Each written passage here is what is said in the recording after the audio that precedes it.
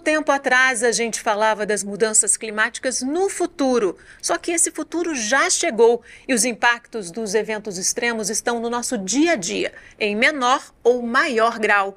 Na saúde não é diferente. Um exemplo? As ondas de calor cada vez mais frequentes. Como nossa saúde já está sendo afetada pelas mudanças climáticas? Esse é o tema em questão no programa de hoje. Nosso convidado é o professor da Universidade Federal Fluminense, o médico Cláudio Tinoco. Muito bem-vindo, obrigada pela participação. Olá, obrigado pelo convite, estou muito feliz de estar aqui com vocês. Professor, o ano de 2023 já é o mais quente da história. Como o nosso organismo é impactado por essas temperaturas elevadas, 40 graus, sensação térmica de 50 até 60 graus? A gente está vivenciando um momento, né, chamado até de crise climática, né? A gente está vendo esses eventos climáticos extremos, né? No sul do país teve uma série de ciclones, né, coisa que a gente nunca viu, inundações, ondas de calor aqui na cidade do Rio de Janeiro. A gente teve aí dias sufocantes, né? E isso impacta em toda a sociedade, né? E especialmente na saúde das pessoas, né? A gente está vendo consequências dessas mudanças climáticas a toda hora em volta de nós, né? Não só as consequências diretas, né? Pelo calor, desidratação, episódios, né? De queda da pressão arterial, desmaios, pessoas caindo na rua, tropeçando quando estão subindo escadas porque a pressão está baixa. Mas estamos vendo também outras consequências, né? A gente vê aumento da incidência de complicações cardíacas, arritmias, existem casos até de morte, né? Por causa da associação da queda da pressão arterial, da sobrecarga que é feita para o sistema cardiovascular, mas também um impacto em diversos grupos vulneráveis da sociedade. Por exemplo, as pessoas de mais idade, as grávidas, né, são extremamente vulneráveis a essas variabilidades climáticas, as crianças pequenas que têm seus mecanismos de controle, né, da temperatura são muito afetadas. E existe um grupo, né, que tem sido muito discutido agora na comunidade médica, são as pessoas que trabalham nas ruas, né, são outdoors, né, as pessoas que trabalham principalmente, né, construção civil, as pessoas que trabalham com entregas, né, os entregadores aí de deliveries, né, que tem que trabalhar numa temperatura elevadíssima, né, muitos fazem entregas ao sol do meio-dia, em bicicletas, né, fazendo exercício físico, e pessoas que trabalham nas ruas também, vendendo, fazendo uma série de atividades, fiscalizando o trânsito. Hoje há uma preocupação muito grande, estudos têm sido publicados com o aumento da mortalidade cardiovascular, né, aumento de complicações na função renal, e essas pessoas são extremamente suscetíveis ao que a gente chama de insolação, né? Que é o excesso de calor levando a uma queda abrupta da função e que a pessoa pode, né, morrer em consequência disso. A gente teve até o caso de uma fã no show da Taylor Swift, né? Ao que tudo indica foi por causa do calor, né? Jovem, né? Não estaria nem no grupo de risco, mas a exposição excessiva, né, a esse calor extremo poderia ter causado, né? Como que esse calor ele vai danificando o organismo, digamos assim? Uma ótima pergunta, né? Então, hoje, a gente tem estudos, né, sendo realizados. Primeiro, se começou muito a entender isso, e hoje é bem entendido pelos militares, né, que realizam exercícios ao ar livre, né, temperatura, e hoje já há todo um conhecimento da ordem médica, né, da necessidade de hidratação frequente, da necessidade de você dar um descanso para a pessoa após um período de atividade física numa temperatura mais elevada. É fundamental descansar, permitir que o organismo se recomponha. é fundamental que você tenha áreas com cobertura, com sombra, permitir, né, que as pessoas trabalhem em regiões climatizadas. Hoje há toda uma discussão com relação a isso. E o que que acontece quando a pessoa se expõe a uma temperatura elevada, né? Os mecanismos de defesa vão sendo ativados pelo organismo, né? Conforme você vai aumentando a sua temperatura, o organismo ele quer manter uma temperatura estável. Então você passa a respirar mais rápido, você passa a ter sudorese, né? Que é perder líquido pelos poros, né? Principalmente pela pele, e isso faz com que você perca água e perca também sais minerais, né, que estão associados ao suor. Bem interessante, estava lendo recentemente, né, que conforme a temperatura muda, a composição de sais minerais do suor vai modificando. Então, se desidratar horas numa temperatura mais baixa, leva a uma perda diferente de desidratar rápido numa temperatura alta, né?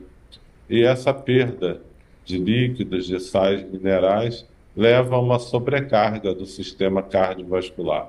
Como tem um sangue mais concentrado, né, porque você perdeu líquido, as células elas ficam num volume menor, né?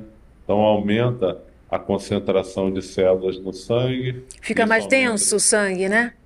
fica mais viscoso a palavra, né? E o sangue fica como se fosse cada vez mais uma pasta difícil de passar pelas artérias, isso vai sobrecarregando, vai predispondo também a episódios de trombose, né? Que é a formação de coágulos, né? O indivíduo pode ter um coágulo nas artérias do cérebro, nas artérias do coração, e a frequência cardíaca, né, o número de batimentos vai aumentando, que é uma medida fácil de você ver se a pessoa está desidratando, é se ela está com o coração acelerado, né? Quem está em repouso, sem estar fazendo atividade física, está com o coração batendo a 100, 110, tem uma chance grande de já estar bem desidratado, né? E a gente usa essas medidas simples, né? Cansaço, aumento do batimento cardíaco, sensação de tonteira, tonteira quando a pessoa muda de posição, né? Está sentado, fica em pé, como indicadores, né, de desidratação. Essa pessoa ela precisa se hidratar. A gente vê muito isso nessas provas, né? É, maratona, prova de rua, né? Que tem aqueles pontos de hidratação. E se a pessoa passa por aqueles pontos e não se hidrata, as consequências acabam acontecendo, né? A gente vê pessoas desmaiando no final da prova, passando mal, e às vezes as consequências são graves, né? Pode ter um episódio até de grande desidratação com lesão muscular, né? A gente chama de rabdomiólise, né?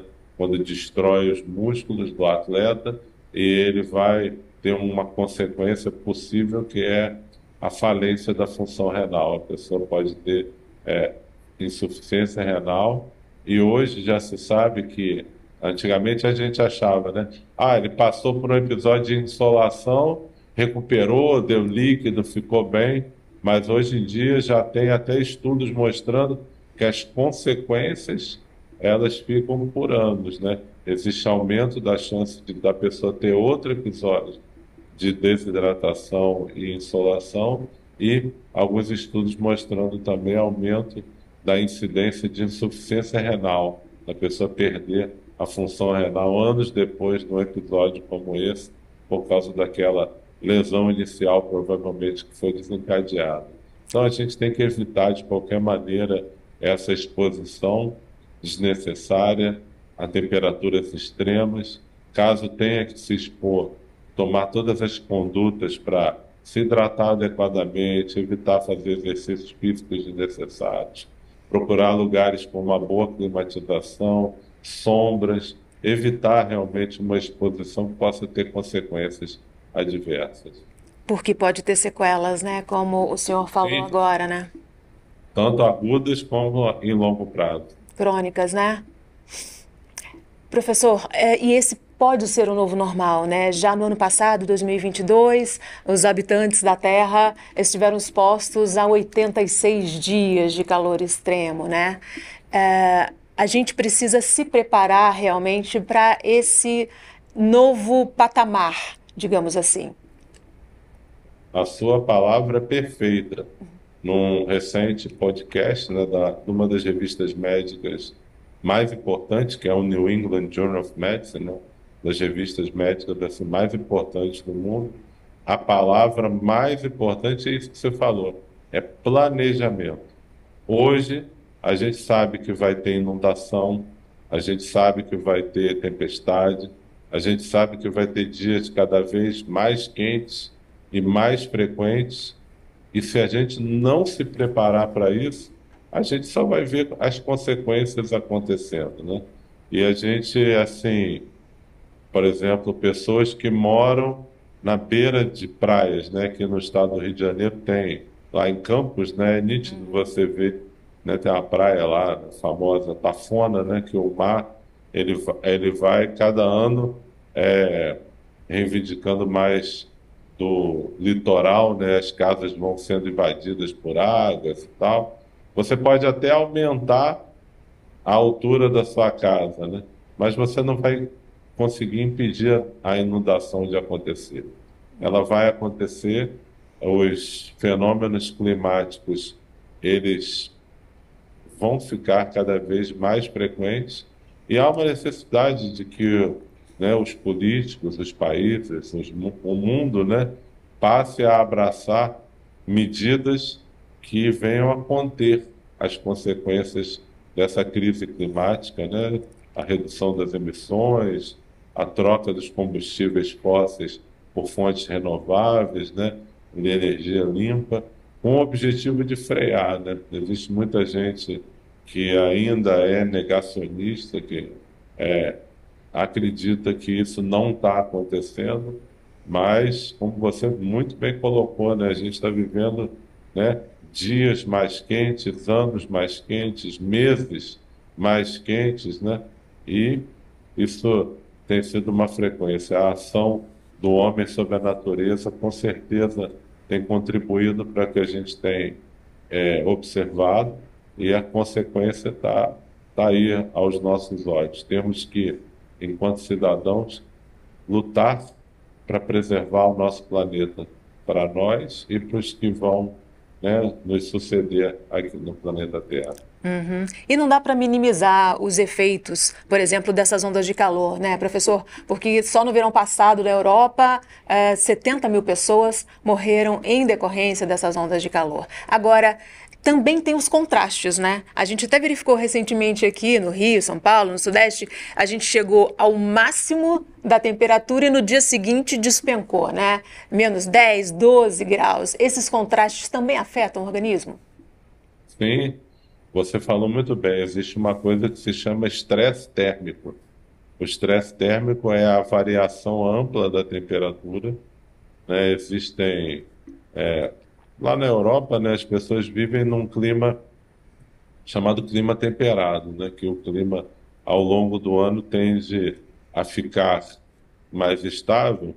E recentemente tem acontecido isso, né? Aqui a gente tem visto isso, essas mudanças, a gente tem mais experiência de lidar com temperaturas altas. Na Europa, nem tanto, né? Muitas residências não têm ar-condicionado, né? Até hotéis, né, que recebem estrangeiros, muitos não têm a climatização para o calor. Tem até para o frio, né?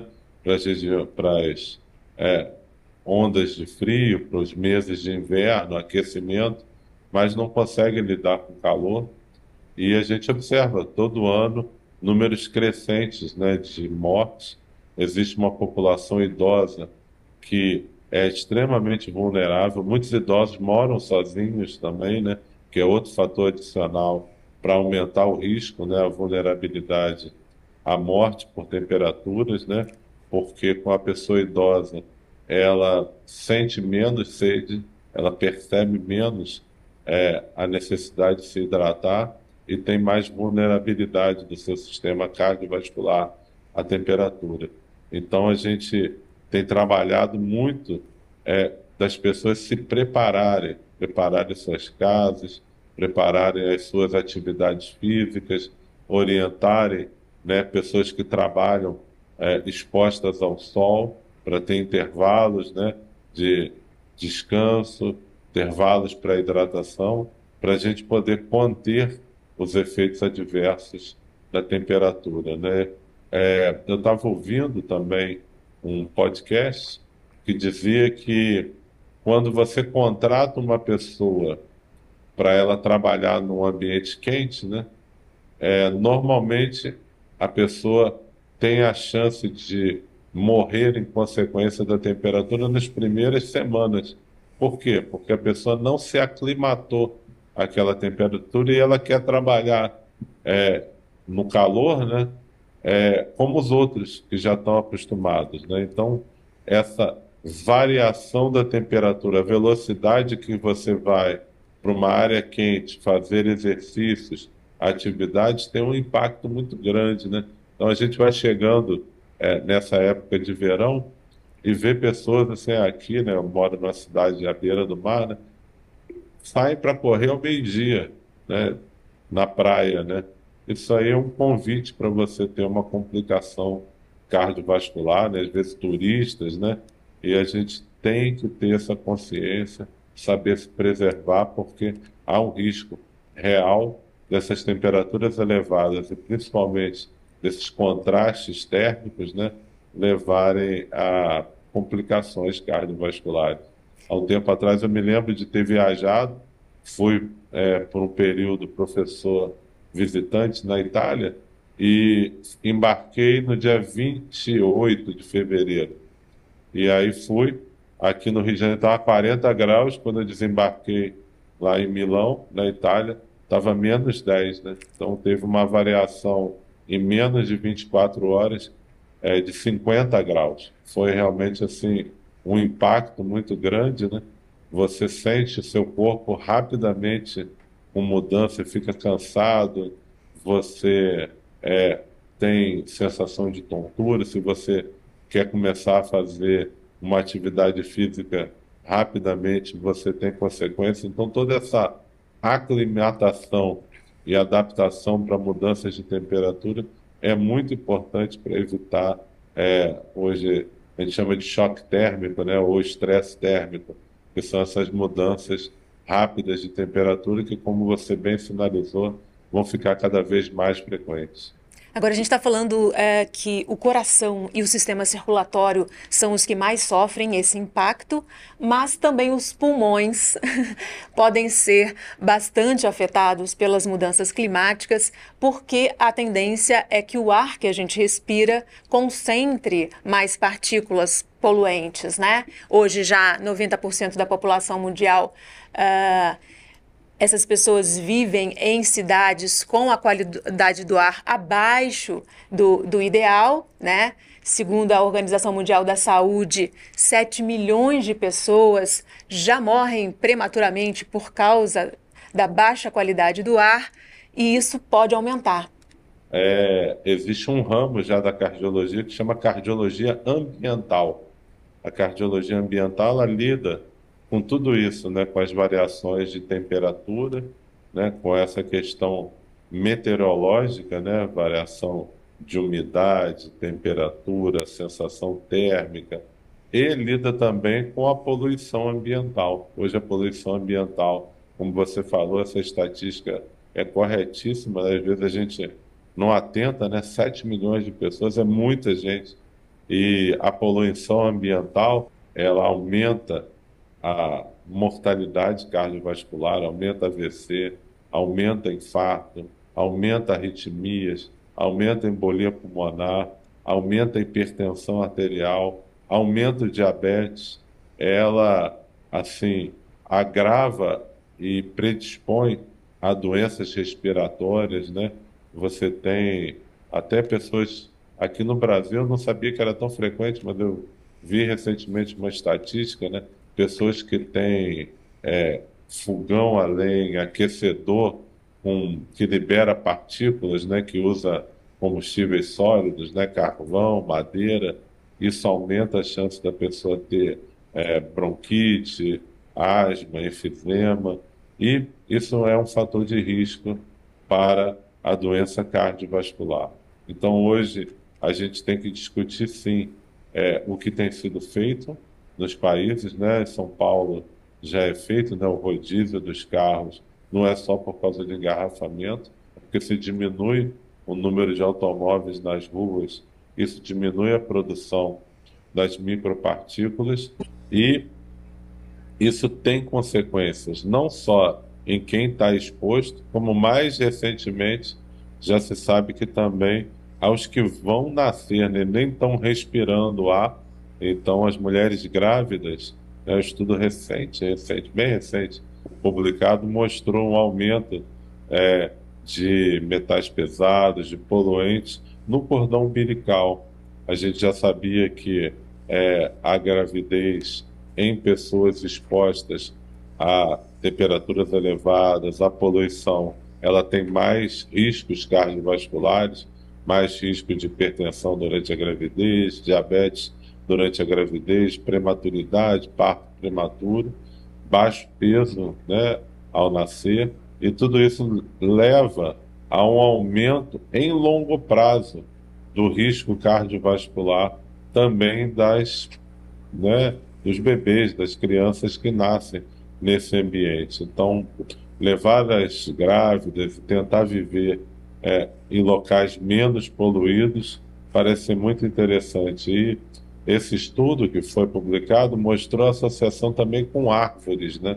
Então, quando você vive num local em que há a presença de árvores, que há uma arborização, você não só tem uma melhora da temperatura, se mostra que as árvores conseguem reduzir até 5 graus na temperatura, né, estabilizando a temperatura de um bairro, de uma região, mas também elas absorvem esses elementos poluentes, metais, do ar, contribuindo para o ar ter uma melhor qualidade, né? Então, a gente vê ainda mais importância da gente viver em uma comunhão com a natureza, né? Tentar evitar o desmatamento, evitar as queimadas, né? Parece que a gente vivenciou 2022, né? Se não me engano, foi o ano com maior taxa de desmatamento da história, com queimas, né? E isso tem um impacto. Eu tenho um colega que mora na Amazônia e ele ficou um tempo nos Estados Unidos, né? A gente imagina, os Estados Unidos é um país industrializado, né? Com muitas indústrias e tal, deve ter um ar de péssima qualidade. E quando ele desembarcou na Amazônia, né, na cidade dele, tudo poluído, fruto de queimadas, né, um ambiente, uma poluição ambiental muito grande, né? Então a gente tem que discutir como a gente vai cuidar do nosso país, do nosso planeta, para ter melhores condições de vida, né, para todos, né? E a gente tem visto, né, professor, essa fumaça das queimadas, essa fumaça ela acaba indo até para outras cidades, a gente tem visto, né, é visível mesmo, né? E como o senhor disse, esses poluentes, eles conseguem atravessar a barreira do pulmão e cair na corrente sanguínea e afetar o corpo como um todo, né? As mudanças climáticas, professor, elas acabam sendo um amplificador para problemas já existentes, né? E a gente tem aí as doenças infecciosas e parasitárias que têm tendência de aumento, né? Dengue, chikungunya, a zika, malária, até o cólera também, né? Sim, você está perfeita na sua colocação.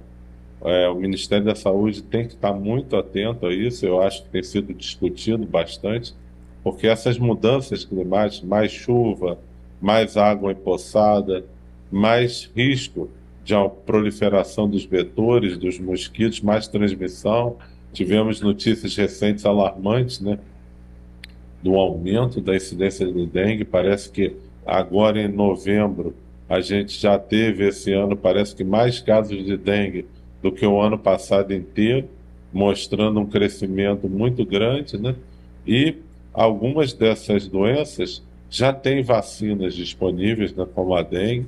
Então, há que se pensar e discutir a adoção e a implementação dessas vacinas no calendário vacinal, tem que ser feita essa discussão, principalmente pela possibilidade de aumento da incidência dessas doenças com essas variações climáticas. Lembrar também a questão do desmatamento, né? Conforme você desmata e vai viver em outras regiões, né, existe aumento da incidência e da exposição a vetores, né, como houve alguns anos atrás no Brasil, até casos de febre amarela em regiões urbanas que a gente já não via há décadas no Brasil, né? Então, a necessidade de vacinar a população, de orientar a ocupação ordenada do espaço, né, para as pessoas não irem e tirarem a cobertura vegetal tão importante para o equilíbrio do ecossistema e para a nossa própria proteção. Achar que desmatar sem ter nenhum limite que não vai ter consequências, as consequências vêm muito rápido e para todos, né? Para todos. Esses eventos extremos, né, inundações, secas, também afetam a produção de alimentos e a disponibilidade de água. E isso aumenta a insegurança alimentar, que também afeta muito a saúde, né, professor? Sim. Então, a gente viu esse ano, né? No Nordeste, na Amazônia, acho que é uma das piores secas. No Sul, Sudeste do país, ciclones, né? Em seguida, inundações. Acho que o rio lá em Porto Alegre, o Rio Guaíba, né? Ultrapassou marcas históricas, inundou a cidade. Estive em Porto Alegre há poucas semanas atrás. Tinha parte da cidade que não se podia transitar por causa da elevação do rio, né? Então, tudo isso afeta a vida e afeta a produção de alimentos, né, encarecendo o preço dos alimentos pela destruição de algumas safras, né, e com isso fica cada vez mais difícil para as pessoas poderem comprar, né, a inflação específica de alguns alimentos é muito alta, isso gera insegurança alimentar e, como sempre, né, as pessoas com maior vulnerabilidade social são sempre as que são mais afetadas, que têm maiores riscos nessas mudanças climáticas. Tem que ser pensado que isso é uma política que vai ser importante não só por causa do clima, da temperatura, mas para tudo, né? Como você falou, até coisas básicas como a alimentação, a saúde, elas são influenciadas pelo clima. A gente chegou aí na desigualdade, né? Na expectativa de aumento das desigualdades, na questão do racismo ambiental, né? Os mais pobres vão ser os que mais vão sofrer com as mudanças climáticas, até porque não tem meios, né, estratégias e ferramentas de lidar com essas mudanças, né? Isso, sua colocação é uma discussão da última hora, a gente vê aí nos fóruns médicos, né, essa discussão hoje é muito forte, né, que os eventos climáticos extremos, a crise climática, ela amplia as desigualdades da sociedade, né, as pessoas mais pobres, as pessoas que têm que trabalhar nas ruas, em construção civil, de entregadores, são as pessoas mais pobres e, né, na sociedade existe um predomínio das pessoas também descendentes, afrodescendentes, negras, né, que trabalham nesse ambiente com mais calor, moram em residências com menores possibilidades de climatização, trabalham em empregos às vezes distantes, que têm que se expor a transportes públicos que não são adequadamente climatizados. Aqui, né, no estado do Rio de Janeiro, a gente ainda vê um número enorme de transportes públicos de calor. Teve uma cena recentemente aqui no Rio de Janeiro de uma mãe quebrando o vidro do ônibus pela temperatura tão alta dentro do ônibus e o filho dela passou, né, era uma criança pequena, passou mal e teve uma complicação durante o transporte por causa da temperatura. Então, a gente vê o quanto que isso impacta, né? Quanto que tem que ser discutido por todos nós. E hoje você ainda tem, Fátima, dentro de hospitais, muitos hospitais, né, principalmente do Sistema Único de Saúde, que atende as pessoas mais pobres, hospitais que não são adequadamente climatizados, que os pacientes passam calor na enfermaria, no ambulatório, nas áreas de espera, né?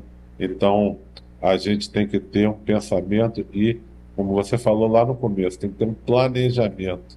A gente já sabe o cenário que está posto e que vai, ano a ano, em algumas épocas específicas se tornar pior e outras vai diminuir.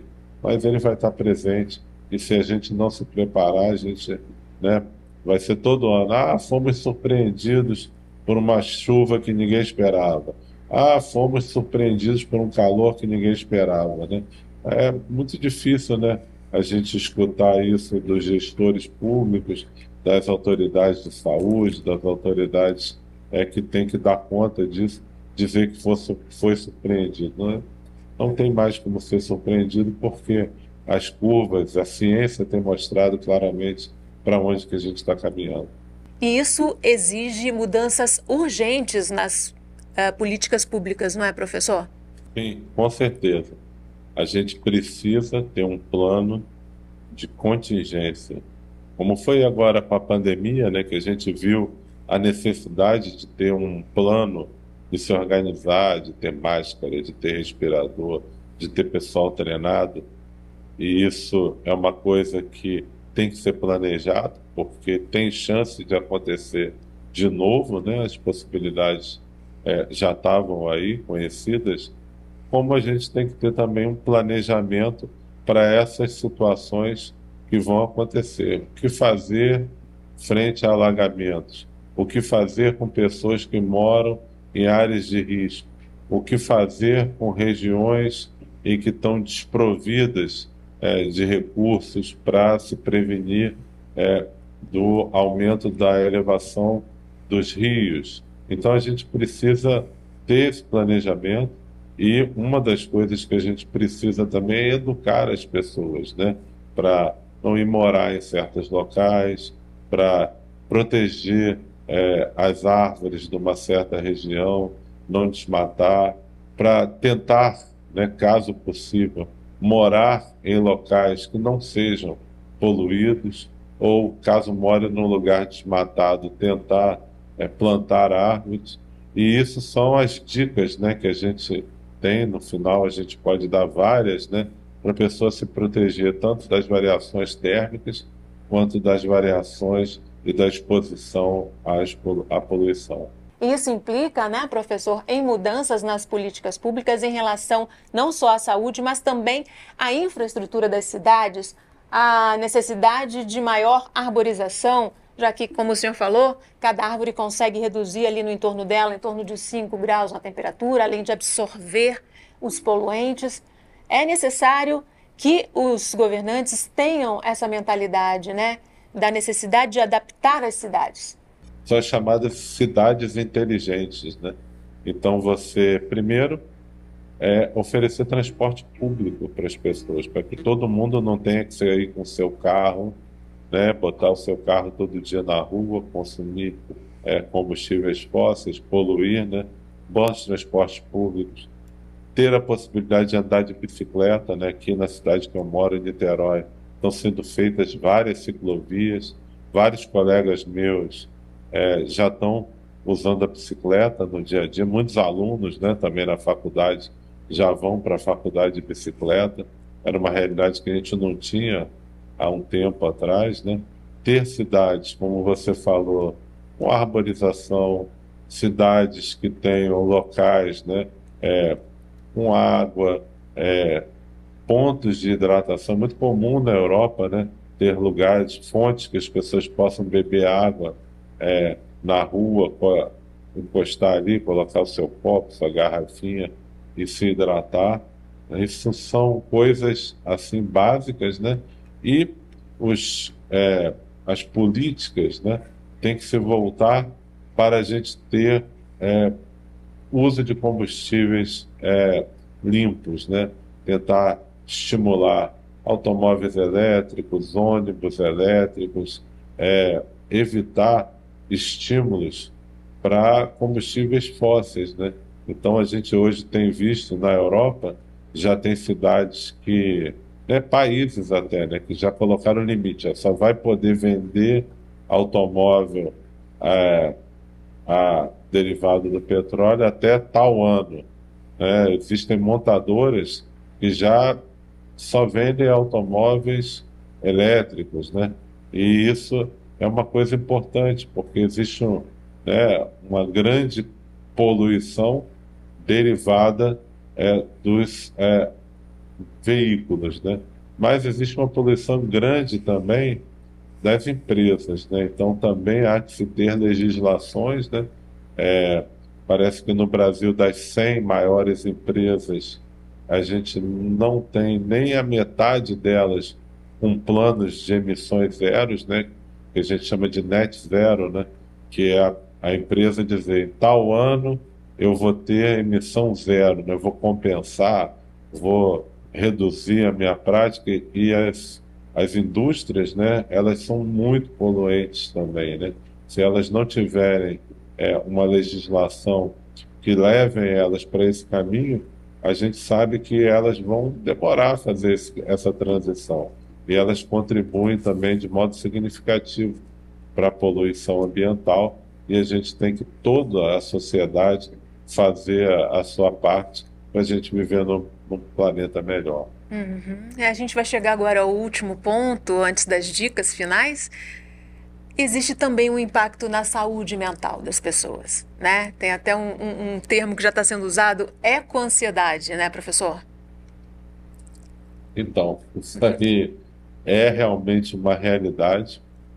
Isso tem impactado nas pessoas e tem os dois lados, né?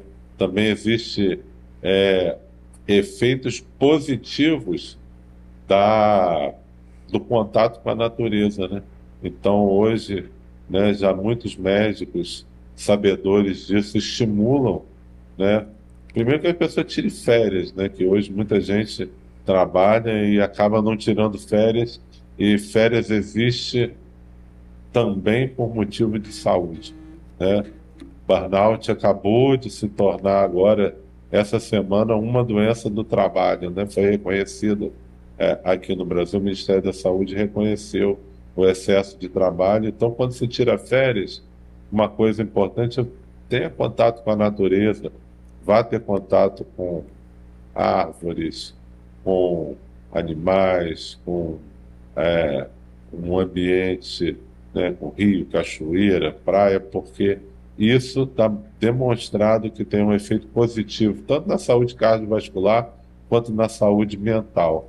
E hoje, né, a eco-ansiedade, as pessoas muito preocupadas, né, com o que vai acontecer com o planeta, né, ficam realmente numa situação de muita angústia, né, de muita ansiedade, e a gente tem que fazer a nossa parte, né, todo mundo, né, possa ir andando, eu posso fazer escolhas melhores, eu posso reciclar o lixo, eu posso evitar poluir o ambiente, e eu posso, acho que essa é uma das melhores, escolher melhores dirigentes, melhores políticos que pensem nessa política para o meio ambiente. Então, decisões muito sábias, porque perpassam muitas ações, não pela ação individual que a gente possa tomar, mas pela ação coletiva, né, que a sociedade possa tomar e que tem que ser comandado pelos nossos dirigentes aí, os políticos que estão dirigindo o nosso país. Professor, então, para finalizar, as dicas para o cidadão comum lidar com essas mudanças que estão aí, mantendo a saúde, evitando danos à saúde. É muito bom. Eu tive a oportunidade de escrever um artigo um tempo atrás para a Revista Portuguesa de Cardiologia, em que eu comentei, né, sobre o expossomo. Expossomo é a soma de todas as exposições que você teve na sua vida, né? Então, isso, ao longo da vida, você vai construindo. Então, você vai viver vários anos num ambiente, você está exposto à poluição, que você está exposto à violência, que você está exposto a mudanças climáticas frequentes, a um ambiente com pouca arborização.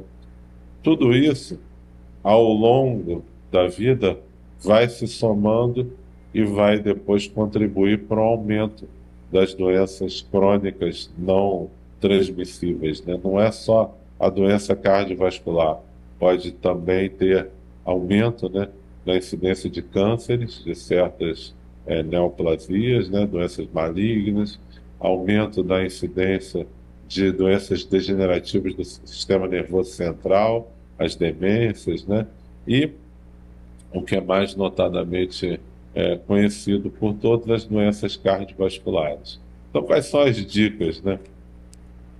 As dicas são: evite ambientes poluídos. Então, se você puder, né, eu sei que muita gente não pode, você puder viver num lugar menos poluído, num lugar mais arborizado, é bom. Se você teve uma doença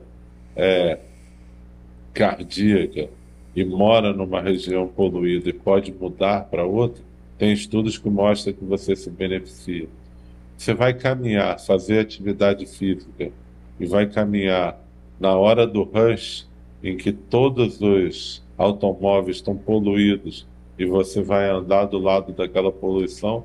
Tem um estudo feito até por um colega da Universidade de São Paulo que mostrou você caminhar na hora do rush na cidade de São Paulo durante período de 1 a 2 horas é o equivalente a você fumar um cigarro. Então, fazer atividades ao ar livre, fora de áreas poluídas, fora de pico de temperatura. Você está dentro, engarrafou e está dentro de um túnel, que é um local extremamente abafado, fica aquilo ali, a fumaça dos carros, fica com o vidro fechado. O carro, ele tem no sistema de filtragem dele uma série de proteções que reduzem as partículas. Você baixar o vidro, você vai estar respirando aquele ar poluído, né? Então, são dicas. Algumas cidades do mundo, principalmente na Ásia, quando o nível de partículas está muito alto, a população sai até de máscara. Essa máscara que foi usada durante a pandemia, ela reduz a inalação dessas micropartículas e diminui a exposição, né? A gente hoje já tem para pessoas mais idosas, pessoas que já tiveram infarto, já têm problemas cardíacos, a gente tem recomendado evitar, de qualquer maneira, a pessoa fazer atividades físicas ou transitar nesses ambientes poluídos e evitar fazer atividade física em momentos de muito calor, em ambientes não climatizados e, caso tenha que fazer, se hidratar adequadamente. E existe uma combinação, né? Principalmente nesses meses de verão. No carnaval a gente vê muito que é bebida com calor. Então, quando a pessoa toma álcool, né, uma cerveja e tal, não hidrata. O álcool desidrata a pessoa. O álcool, ele leva a diurese osmótica, também atua sobre o hormônio antidiurético, né? Então, a pessoa acaba urinando mais e perdendo mais líquido. Para você hidratar, você tem que beber água, e às vezes tem que beber até água com sais minerais, né, isotônicos, para hidratar adequadamente e evitar um colapso do sistema cardiovascular. Quais são os sinais de alerta? Rapidinho, eu não consigo evitar. Quais são os Ah, sinais de alerta de que a pessoa pode? está numa situação já entrando aí numa desidratação? Sim, você perceber, né, é, o coração acelerado, palpitação, taquicardia, sensação de que a cabeça está rodando, de desmaio. Se foi movimentar, né, levantou, ficou tonto. Tudo isso é sinal que você está desidratando. A boca seca, né? Você não consegue formar saliva. A sede, se você está tendo sede, tem que beber água. Você fala, ah, não, vou deixar para daqui a pouco, né? E muitas das vezes desses desmaios em shows são pessoas que ficam, né, chegaram cedo, ficam lá próximo a onde o artista, né, vai fazer o show e não querem beber água para não ter que ir no banheiro e perder o, o Um lugar. local, né? Isso, então acaba isso predispondo a pessoa a desmaio. Teve um show aqui da cantora que teve num único show 1.000 desmaios, né? Então foi realmente assim uma coisa incomum, né? Muito calor e muita gente jovem, né? Que não se hidratou e parece que até nem tinha condição de hidratar porque não tinha água suficiente, era caro, estava pouco disponível, mas a gente sabe que isso já foi aí entendido pelas autoridades e parece que não tem se repetido em novos shows, né? Ok, infelizmente nosso tempo terminou. Agradeço muitíssimo sua participação, professor Cláudio. É uma alegria estar aqui com você, Fátima. Eu agradeço, parabenizo você. A gente trabalha com ciência e hoje a gente precisa muito de divulgadores da ciência e você está realmente fazendo um trabalho belíssimo aí de divulgação da ciência. Eu já vi, acompanhava já o que você fazia, vi as entrevistas prévias que você fez e quero te parabenizar pelo trabalho. Parabéns. Muito obrigada mais uma vez, professor. E a gente tem um encontro marcado no próximo Em Questão. Eu espero você. Até lá.